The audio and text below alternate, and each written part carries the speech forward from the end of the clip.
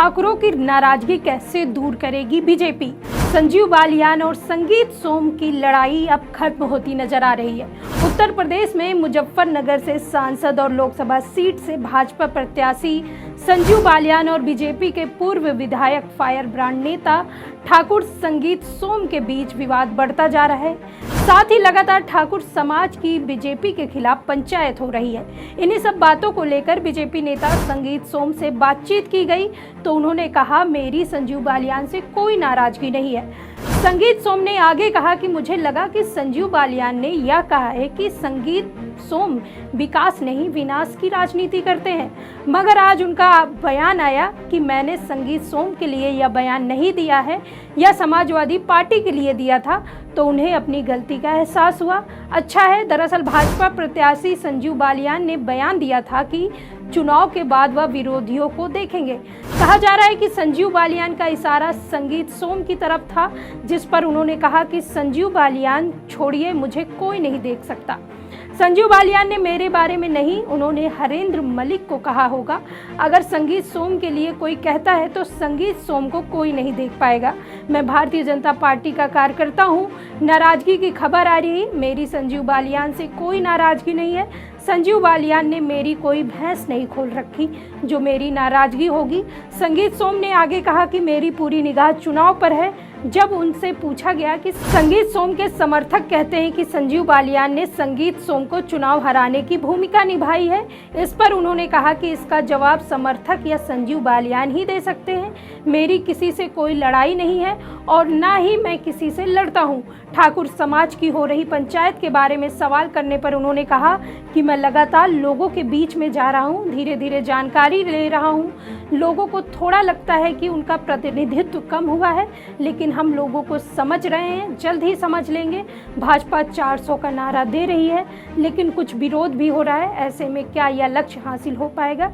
इस पर संगीत सोम ने कहा कि भाजपा पूरे प्रदेश में 400 से ज़्यादा सीटें जीतेगी, मगर मुजफ्फरनगर लोकसभा सीट की जीत पर उन्होंने गोलमोल जवाब दिया। मेरठ में लगातार अरुण गोयल को बाहरी प्रत्याशी के रूप में बताया जा रहा है। इस पर संगीत सोम ने कहा कि वह बाहरी नहीं, उनका जन्म मेरठ में ही हुआ है। पश्चिम से जो हवा बहती है वो पूरे देश में जाती है। पश्चिम उत्तर प्रदेश प्रथम चरण में, और प्रथम चरण में बगावत के सुर नजर आ रहे हैं। नहीं, कोई बगावत नहीं है, सब ठीक है। आप निश्चित समझिए, ये तो होता है, थोड़ा बहुत चलता रहता है, लेकिन सब अच्छा है। कभी ठाकुर समाज पंचायत कर रहा है, कभी गुर्जर समाज पंचायत कर रहा है, क्या नुकसान हो रहा है?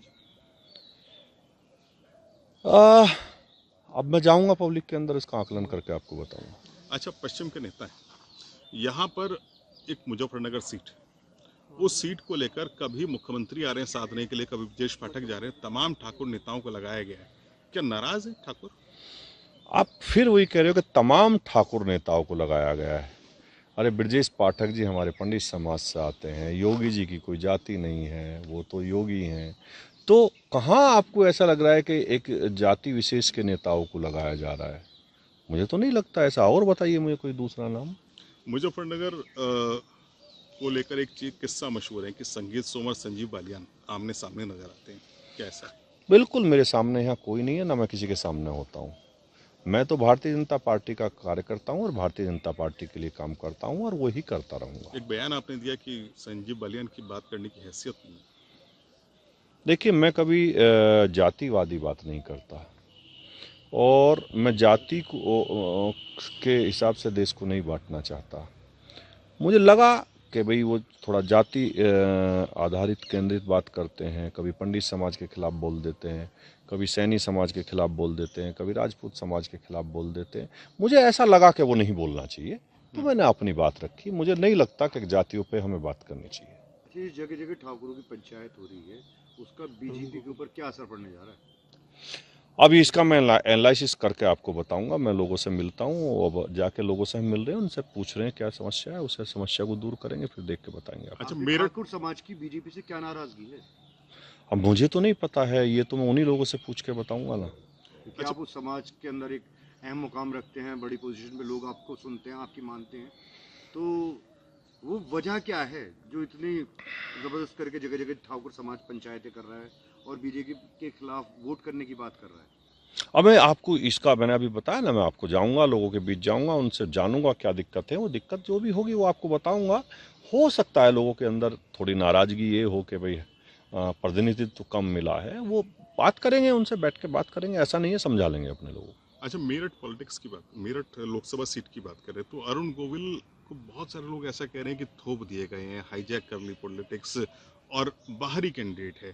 तो इन तमाम मुद्दों को लेकर आपका एनालिसिस क्या कह रहा है? कि देखिए, मुझे नहीं लगता ये बात सही हो सकती है कि अरुण गोविल जी बाहर रहते हैं, लेकिन वो मेरठ के रहने वाले हैं और वो चुनाव जीतेंगे, यहीं रहेंगे, यहीं राजनीति करेंगे लोगों के बीच में, यहीं लोगों की समस्याओं का समाधान करेंगे। भारतीय जनता पार्टी के कार्यकर्ता हैं और भारतीय जनता पार्टी के कार्यकर्ता के तरीके से वो काम करेंगे। और मुझे नहीं लगता बाहरी कहने वाले सही बोल रहे हैं। बाहरी कैसे हो जाएंगे? अरुण गोविल तो यहीं के पैदा हुए हैं, यहीं रहे हैं, यहीं पढ़े हैं। आखिर सभी लोग जो यहाँ पैदा हुआ है वो यहीं तो नहीं रहेगा, जाके कहीं ना कहीं तो व्यापार करेगा, काम करेगा, एक्टिंग करेगा, पढ़ाई करेगा, कुछ तो करेगा ना।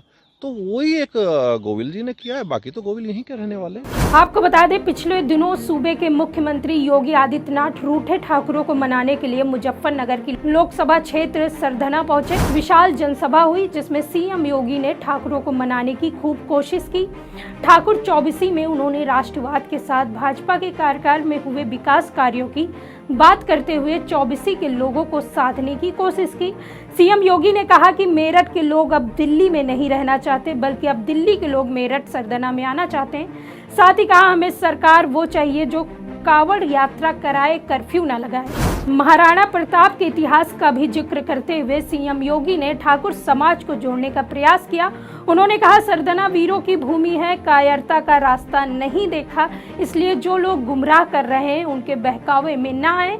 सीएम योगी ने इशारों में रूठे ठाकुरों को मनाने की बात करते हुए कहा कि जनता सिर्फ भाजपा का चुनाव चिन्ह देखे और भाजपा को जिताने का काम करे और भाजपा का ही चुनाव चिन्ह दबाए। फिलहाल सीएम योगी ने ठाकुर समाज को कितना ही साधने की कोशिश की, लेकिन विरोध साफ दिखाई देता है।